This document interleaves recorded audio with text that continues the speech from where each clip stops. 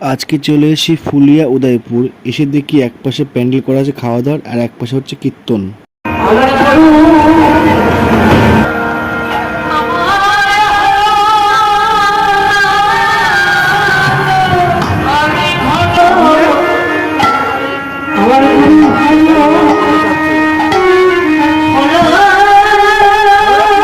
আমার প্রথমের কাজ হলো চেয়ার টেবিলে কাপড় পরানো।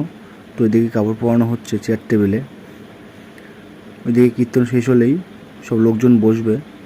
আজকের মেনু খুবই সাধারণ, যেহেতু কীর্তন বাড়ি, মাছ মাংস হবে না, সবই নিরামিষ খাবার।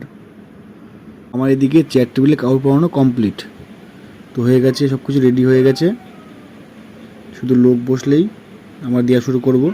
তো আমি চলে গেলাম রাঁধুনির ওখানে। মাসের এদিকে কড়াইশুঁটি কচুরি ভাজছে গরম গরম। তো বন্ধুরা, আজকের মেনু আছে কড়াইশুঁটি কচুরি, চানা মশলা, আলুর দম, রাইস, চাটনি, পাঁপড় এবং মিষ্টি। এইদিকে গাবলাতে সব খাবার তুলে রেডি করা হচ্ছে। কীর্তন শেষ হয়ে এসছে, এখন সবাই বসবে। A few moments later.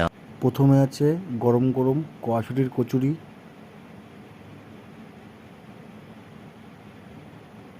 Chana masala পনির দিয়ে,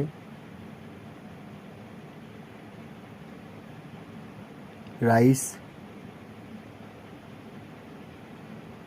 আলুর দম, এটাও পনির দিয়ে, চাটনি, আমের চাটনি, পাঁপড়, সাদা রসগোল্লা।